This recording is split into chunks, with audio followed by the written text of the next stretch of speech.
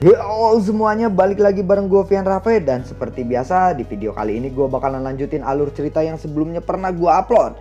Dan buat kalian yang baru aja gabung di channel gue, kalian bisa langsung cek channelnya, kalian cek playlist di channelnya. Dan disitu bakalan ada berurutan rapi ya session-session sebelumnya yang pernah gue upload dan episode-episode sebelumnya yang pernah gue upload. Dan tanpa banyak basa-basi lagi, yuk kita langsung cek this out aja alur ceritanya.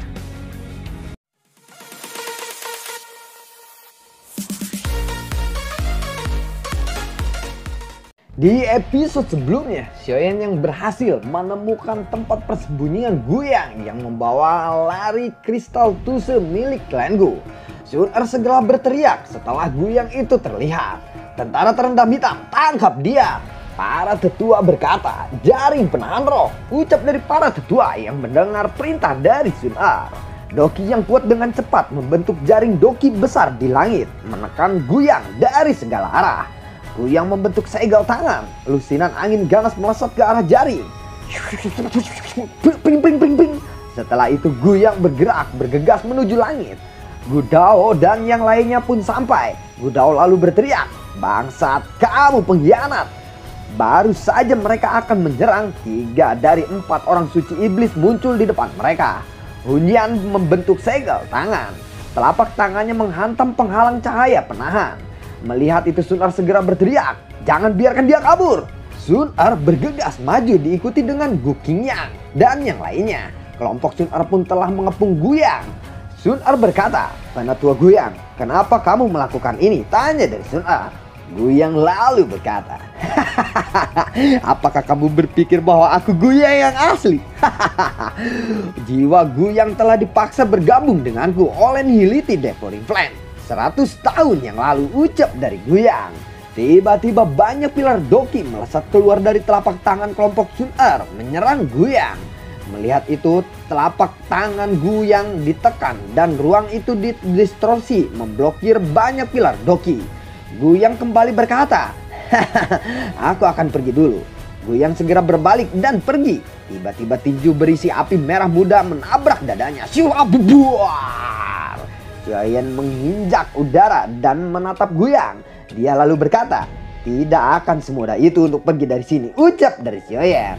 Merasakan aura yang sangat kuat di tubuh Xiaoyan, Guiyang segera berteriak, Penatua Hunyan, selamatkan aku, ucap dari Guiyang palsu. Melihat Guiyang dihentikan, Hunyan segera berteriak, beraninya kamu merusak rencana klan Hun. Cahaya hitam pekat melesat keluar dari tubuh Hunyan.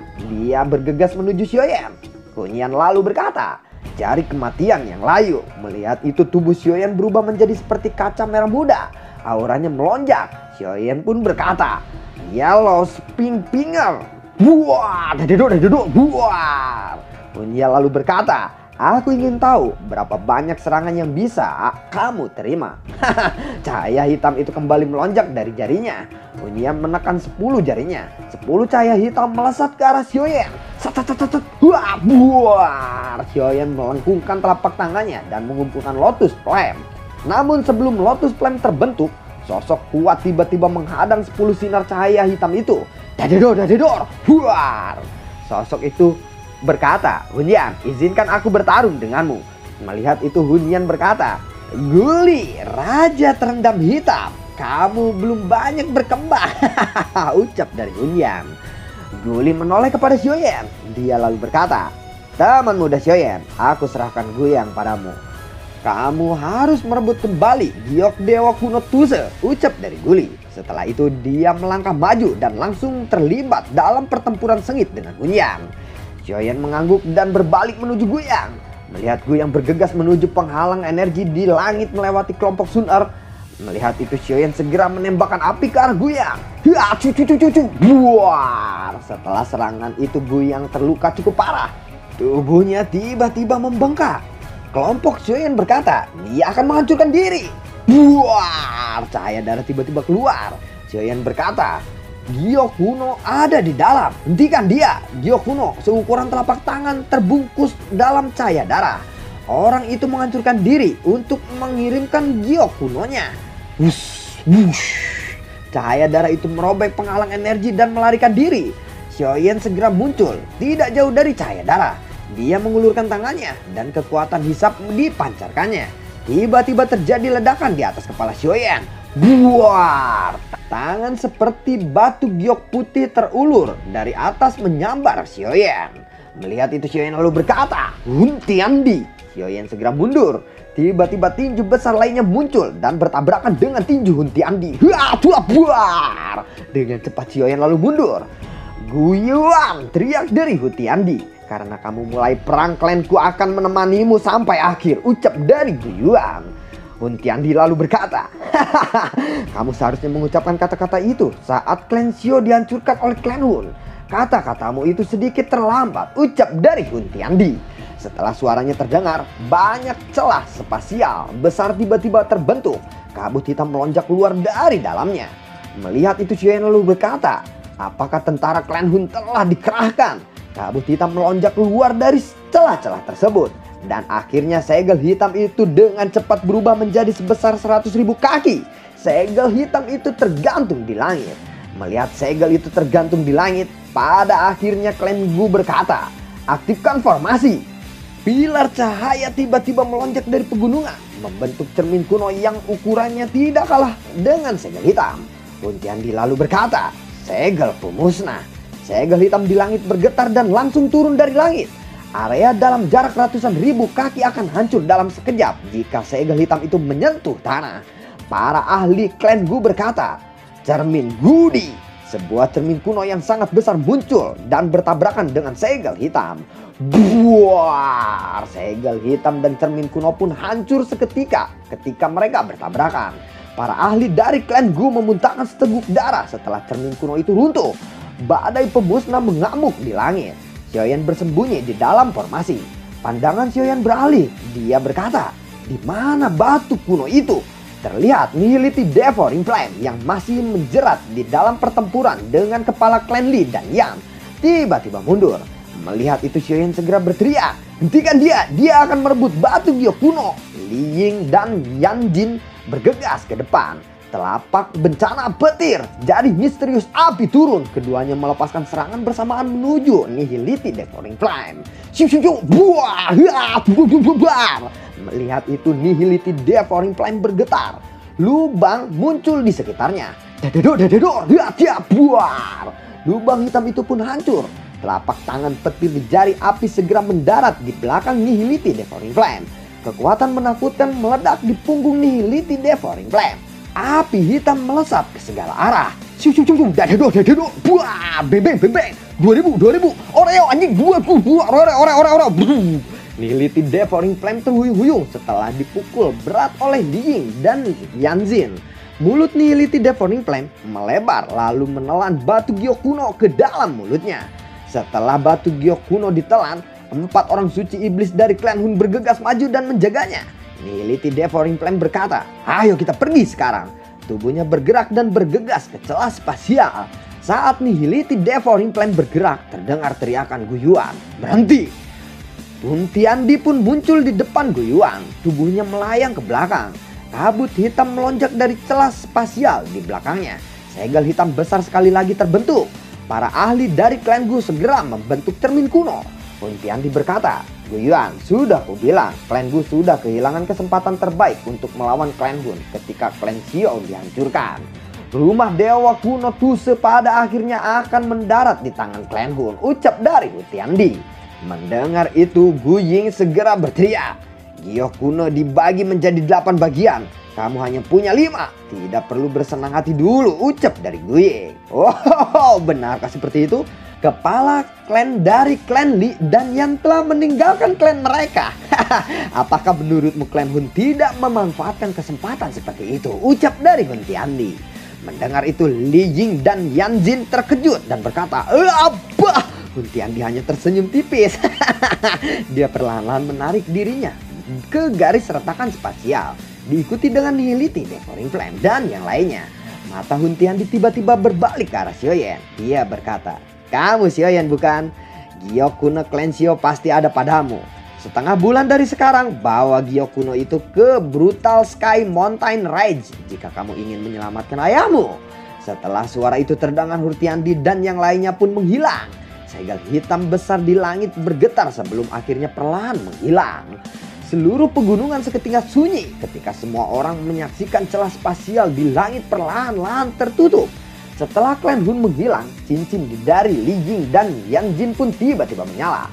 Fluktuasi spiritual yang mengandung beberapa informasi ditransmisikan ke dalam pikiran mereka. Li Ying dan Yan Jin berkata, klan Li telah kehilangan batu giok kuno. Mendengar itu, Yan Jin juga berkata, begitu juga klan Yan, ucap dari Yan Jin. Gu Dao lalu berkata, giok kuno dari kedua klan telah disimpan dan dijaga dengan ketat. Sedangkan klan Hun meluncurkan serangan skala besar ke sini. Bagaimana bisa mereka menyerang semua klan secara bersamaan? Ucap dari Gu Dao yang bertanya-tanya. Li Ying lalu berkata, berdasarkan informasi yang kuterima, klanku juga memiliki penetua yang tiba-tiba berkhianat. Dia mencuri batu giok kuno dan melarikan diri, ucap dari Li Ying. Yan Jin lalu berkata, kita semua meremehkan klan Hun saat ini, ucap dari Yan Jin. Gu Yuan lalu berkata, kita akan membicarakan ini di aula. Sudah tidak ada lagi alasan bagi kita untuk mundur.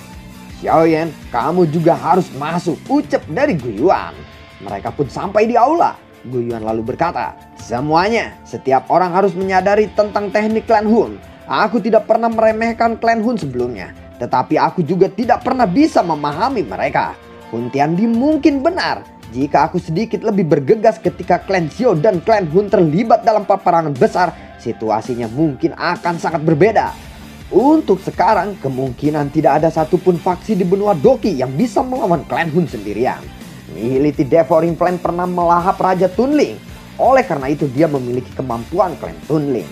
Di mata klan Hun, kita semua hanyalah setara dengan musim semi, garis keturunan mereka. Semua orang mungkin tidak senang dengan status ini. Karena itulah hanya ada satu jalan yang harus kita ambil, yaitu menghancurkan klan Hun, ucap dari Gu Yuan. Li Ying berkata, penetua Gu Yuan, maksudmu kita akan beraliansi dan bertarung dengan klan Hun bersama-sama? Tanya dari Li Ying. Tidak ada pilihan lain selain itu. Kita juga tidak tahu apakah klan Hun punya jurus andalan lainnya atau tidak, ucap dari Gu Yuan. Yan Jin lalu berkata, klan Hun sudah memiliki 7 dari 8 potongan batu giok kuno. Jika mereka mendapatkan potongan terakhir, mereka akan dapat mengetahui di mana giok dewa kuno Tuse berada. Dikabarkan bahwa tempat itu memiliki rahasia untuk maju ke kelas Daudi, ucap dari Yan Jin. Mata semua orang berbalik ke arah Xiaoyan. Mereka lalu berkata, potongan terakhir dari batu giok ada di tangan Xiaoyan, bukan, ucap dari mereka. Xiaoyan lalu berkata, aku harus menyelamatkan ayahku. Yan Jin lalu berkata, kamu harus tahu akibatnya. Jika Hun Tiandi berhasil membuka rumah dewa kuno Tuse, ucap dari Yan Jin. Xiaoyan lalu menggelengkan kepalanya. Mata Gu Yuan menatap Xiaoyan. Dia hanya menghela nafas. Setelah itu dia berkata, sekarang satu-satunya hal yang bisa kita lakukan adalah mencari bantuan dengan cepat. Kita harus merebut beberapa batu giok kuno dari tangan klan Hun, ucap dari Gu Yuan. Xiaoyan lalu mengepalkan tinjunya. Setelah itu dia berkata, Pamanku, apakah Pamanku tahu metode untuk memungkinkan leluhur klan Xiao untuk hidup kembali? Xiao Xuan ada di makam surgawi. Bisakah dia dihidupkan kembali? Tanya dari Xiaoyan.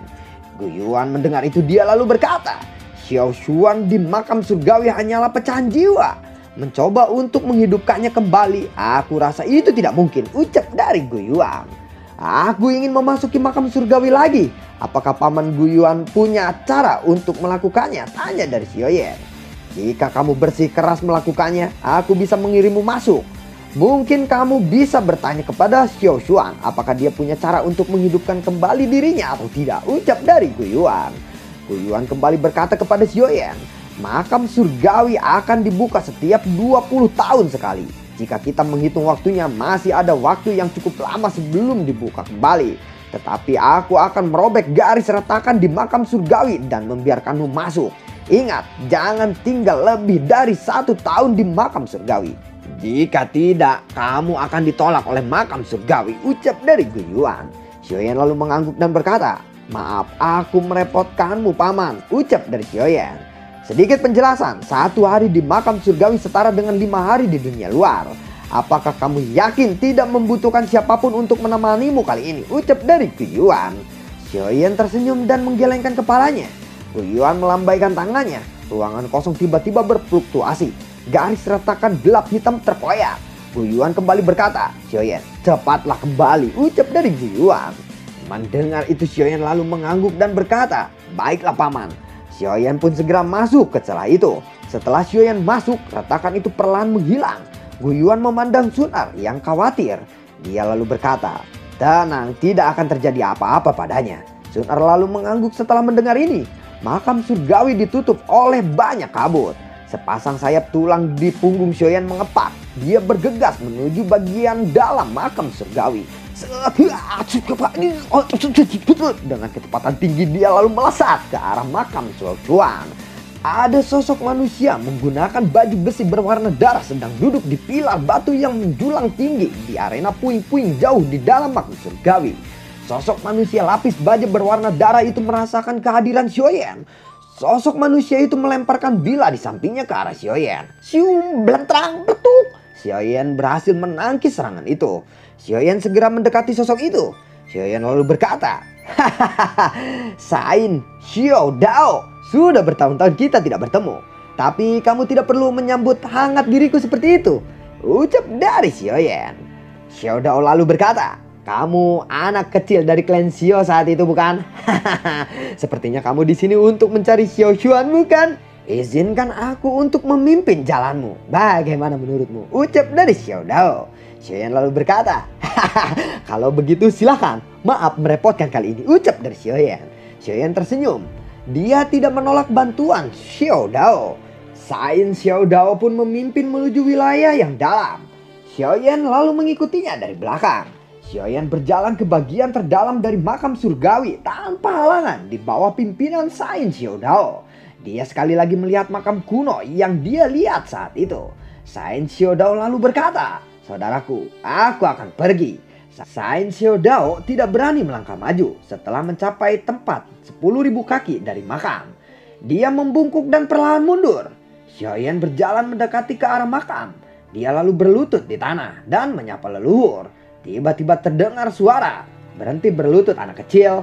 Xiaoyan mengangkat kepalanya dan melihat sosok tubuh bersandar di makam. Rambut hitam tersebar di bahunya dan itu adalah Xiaochuan. Xiaochuan lalu berkata, "Doseng bintang 6 menengah, jiwa negara surgawi yang sempurna, The Fury Pink Lotus Demon Flame, dan beberapa api surgawi lainnya." "Bagus sekali anak kecil," ucap dari Xiaochuan yang tersenyum. Xiaochuan duduk di tanah dan kembali berkata, "Baiklah, ceritakan padaku apa yang terjadi selama ini," ucap dari Xiaochuan. Xiaoyan pun menceritakan pengalamannya. Xiaochuan tersenyum mendengar pengalaman Xiaoyan. Xiaoyan lalu berkata, "Saat ini klan Hun sangat kuat. Tujuanku ke sini adalah menemukan cara untuk menghidupkan kembali leluhur. Jika leluhur bisa bergabung dalam pertempuran, kemungkinan klan Hun tidak akan bisa menimbulkan masalah," ucap dari Xiaoyan. "Kamu ingin membangkitkanku," ucap dari Xiaochuan. Dia terkejut setelah mendengar kata-kata Xiaoyan. "Saat ini aku hanya pecahan jiwa. Selain itu, dari sudut pandang tertentu, aku bahkan tidak bisa dianggap sebagai fragmen jiwa. Jika bukan karena aspek unik dari makam surgawi, aku telah menghilang dari dunia ini. Aku rasa itu sangat tidak mungkin untuk menghidupkanku kembali," ucap dari Xiaochuan. "Apakah ini benar-benar tidak mungkin?" ucap dari Xiaoyan. "Aku tidak tahu apakah ada metode bagiku untuk dihidupkan kembali. Mungkin kalau elit legendaris Daudi bisa melakukannya," ucap dari Xiaochuan. "Daudi," ucap dari Xiaoyan.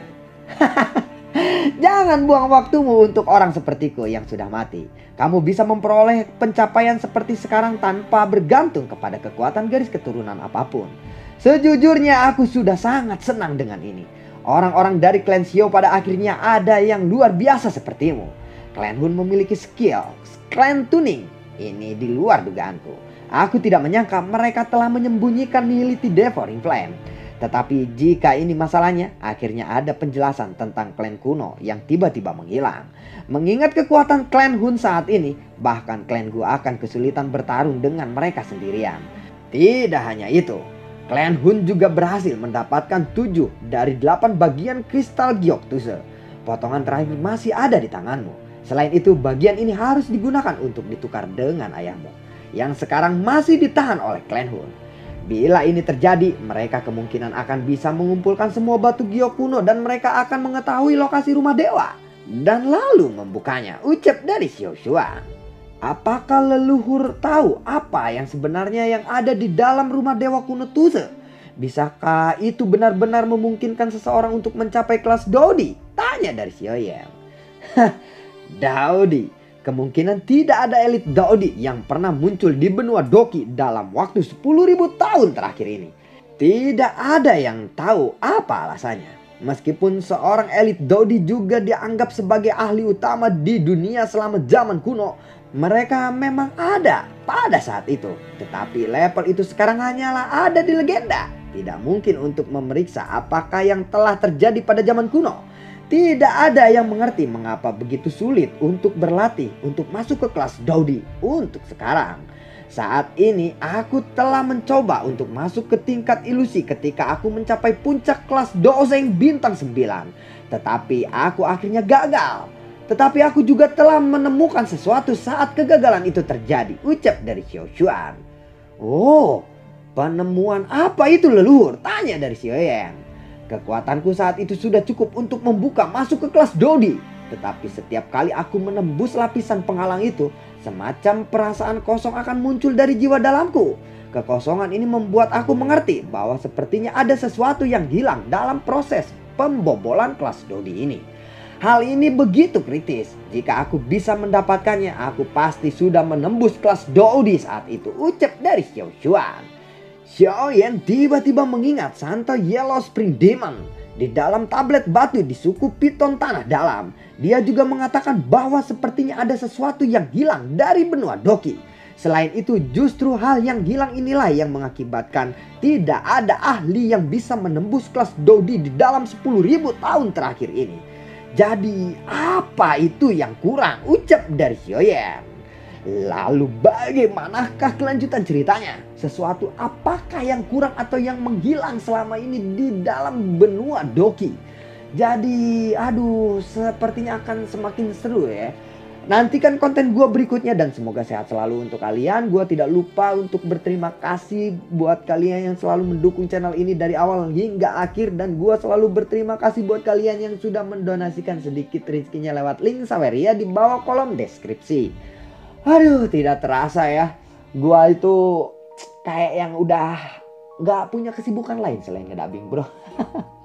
Iya sampai urusan-urusan gue tuh terabaikan lah. Ini semua demi kalian, jujur gue bener serius banget. Makanya gue jarang baca komen, gue jarang balas komen juga. Karena setelah selesai gue langsung dubbing lagi, ngedit lagi, selesai dubbing, ngedit, selesai dubbing, ngedit, upload. Udah, kerjaan gue seharian cuma itu doang. Oke, terima kasih semuanya dan semoga sehat selalu untuk kalian. Assalamualaikum, dadah.